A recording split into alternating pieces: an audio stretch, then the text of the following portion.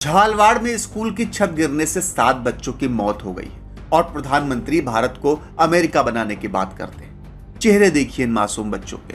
ये सातों बच्चे करप्शन की वजह से मर गए, उस उम्र में जिस उम्र में इन्हें करप्शन का मतलब तक नहीं पता था। और अब न्यूज आर्टिकल्स तो ये भी लिख रहे हैं कि बच्चों ने टीचर से बताया था कि स्कूल की छत गिर रही है, लेकिन टीचर ने उनकी बात नहीं सुनी और उन्हें कमरे में धकेल कर दरवाजा बंद कर दिया। और उसके बाद क्या होता है आपको पता है, स्कूल की छत गिर जाती है। 35 मासूम बच्चे उसमें दब जाते हैं, जिसमें से 7 की मौत हो गई और 21 का अब भी इलाज चल रहा है।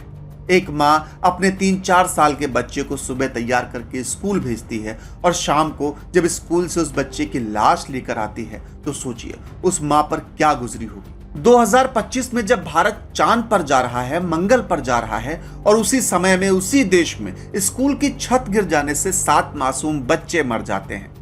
यह है आपका विकसित भारत। और अगर किसी भी टीचर ने सचमुच ऐसा किया है जैसा इस न्यूज आर्टिकल में लिखा है, तो उस इंसान पर इन बच्चों की हत्या का मुकदमा चलना चाहिए। सिर्फ सस्पेंड करके पनिश करने का दिखावा करने से कुछ नहीं होगा। इन सरकारी स्कूलों में उन गरीबों के ही बच्चे पढ़ने जाते हैं जिनके पास महंगे प्राइवेट स्कूलों के फीस देने के पैसे नहीं होते। लेकिन फिर चाहे गरीब हो या अमीर, इस देश के संविधान ने सबको जीने का हक तो बराबर ही दिया है ना, या फिर कुछ और है तो बता दीजिए। जब एक मुख्यमंत्री किसी इलाके की सड़क से बस गुजर रहा होता है तो सड़क के गड्ढों से लेकर किनारे तक की झाड़ियां तक ऐसे गायब हो जाती हैं जैसे कभी थी ही नहीं। लेकिन उसके पहले उसी सड़क के गड्ढे भरने के पैसे इनके पास नहीं होते। और यही हाल है स्कूलों का।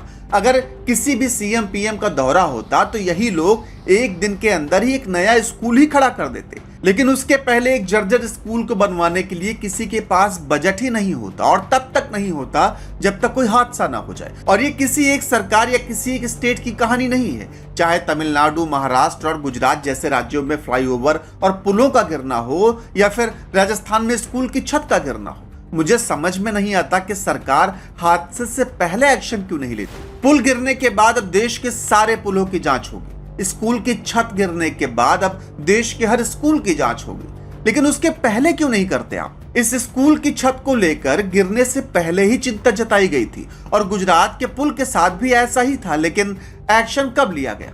हादसा होने के बाद। सरकार किसी की भी हो, स्टेट और सेंटर में कोई भी बैठा हो, लेकिन आम आदमी के जीवन की कीमत इस देश में एक जैसी ही है। 140 करोड़ है, 1 आध लाख मर भी गए तो कम थोड़ी हो जाएंगे, है ना।